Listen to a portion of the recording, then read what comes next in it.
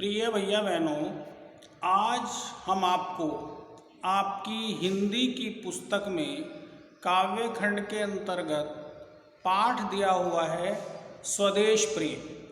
ये पाठ आपका स्वदेश प्रेम ये श्री राम नरेश त्रिपाठी जी द्वारा रचित है। श्री राम नरेश त्रिपाठी जी राष्ट्र कवि के रूप में प्रसिद्ध हैं। इन्होंने राष्ट्रीय भावना से उत्प्रोत कविताएं लिखी हैं।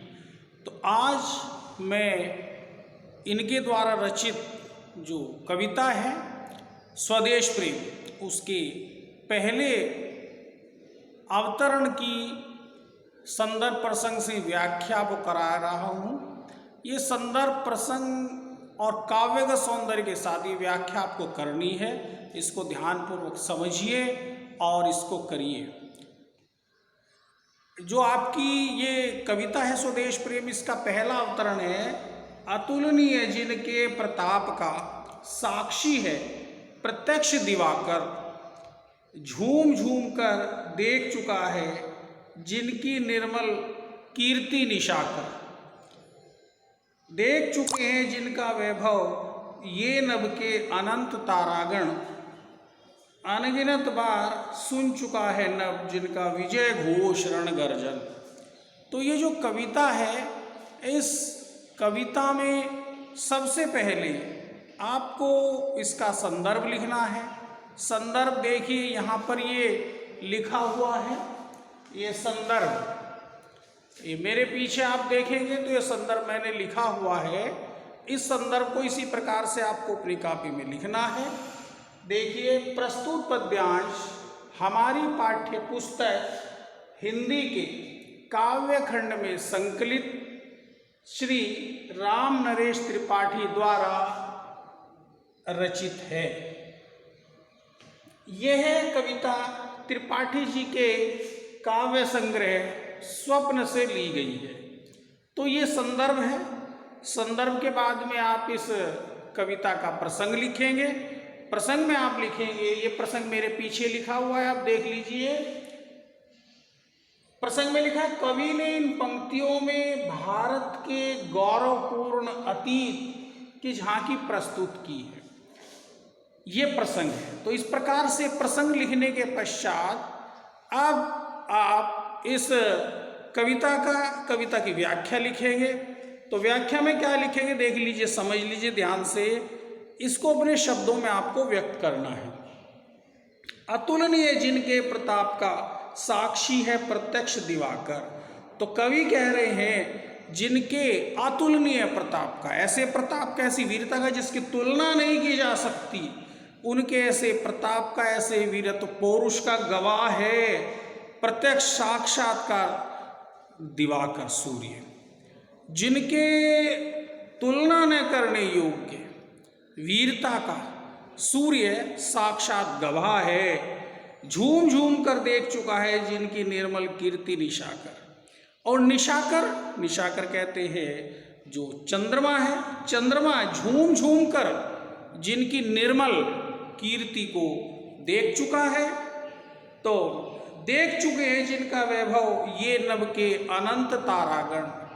नभ के आकाश में जो अनंत तारों का समूह है, वो अनंत तारों का समूह जिनका वैभव देख चुके हैं, जिन वीरों का, जिन योद्धाओं का, जिन महान पुरुषों का वैभव आकाश के अनंत तारे देख चुके हैं। अनगिनत बार सुन चुका है नभ जिनका विजय घोष रण गर्जन। और आकाश अनगिनत बार, अनेकों बार जिनकी विजय के घोष की गर्जना आकाश अनेकों बार सुन चुका है। अर्थात जिनकी विजय की घोष की गर्जना आकाश तक पहुंच चुकी है, आकाश अनेक बार पहुंच चुकी है, आकाश सुन चुका है जिनकी विजय की घोष का गर्जन। तो कहने का भाव ये है कवि का कि हे वीरों, तुम ऐसे महान पुरुषों, महान योद्धाओं, महान वीरों की संतान हो जिनकी गाथाओं को, जिनके पौरुष को, जिनके युद्धों के विजय का वर्णन आकाश, तारे, पृथ्वी सब जगह सब सुन चुके हैं, सब जगह फैल चुका है, तो तुम ऐसे वीरों की संतान हो। तो आगे इसके बाद इसका हम काव्य का सौंदर्य लिखेंगे। काव्य का सौंदर्य व्याख्या के साथ लिखना बहुत ही आवश्यक है। ये काव्य का सौंदर्य मेरे पीछे ये लिखा हुआ है, काव्य का सौंदर्य आप देख लीजिए। काव्य का सौंदर्य का हेडिंग डालेंगे और उसके बाद हम लिखेंगे कवि ने अपने पूर्वजों के गुणों का गरिमा में वर्णन किया है। इसके बाद नंबर 2 पर लिखेंगे भाषा, अर्थात कविता की और कवि की भाषा क्या है, तो संस्कृत शब्दों से युक्त साहित्यिक खड़ी बोली है। ये कवि रामनरेश त्रिपाठी जी की भाषा है और इसी भाषा में उन्होंने लिखा है। उसके बाद नंबर 3 है शैली।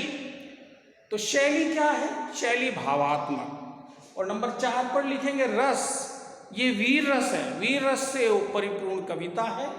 उसके बाद नंबर 5 है गुण, ओज गुण युक्त है, इसमें ओज गुण का प्रयोग हुआ है। नंबर 6 है छंद, ये मात्रिक छंद है क्योंकि इसमें 16 मात्राओं का प्रयोग हुआ है तो मात्रिक छंद हो गया। नंबर 7 में है अलंकार, तो इसमें अनुप्रास अलंकार भी है, रूपक अलंकार भी है और पुनरुक्ति प्रकाश अलंकार भी है। इस प्रकार काव्य का सौंदर्य के लिखने के पश्चात आपकी जो कविता है ये पूर्ण होती है। काव्य का सौंदर्य के 2 नंबर आपको अलग से मिलते हैं, तो इसलिए काव्य का सौंदर्य हर व्याख्या के साथ लिखना अनिवार्य है। तो इस प्रकार मैंने आपको ये बताया है रामनरेश त्रिपाठी जी की जो कविता है स्वदेश प्रेम, उसके प्रथम अवतरण की मैंने आपको संदर्भ, प्रसंग, व्याख्या और काव्य का सौंदर्य बताया है। ये आप अपने काव्य में लिखिए और समझिए। इसी के साथ ये पूरा होता है। धन्यवाद।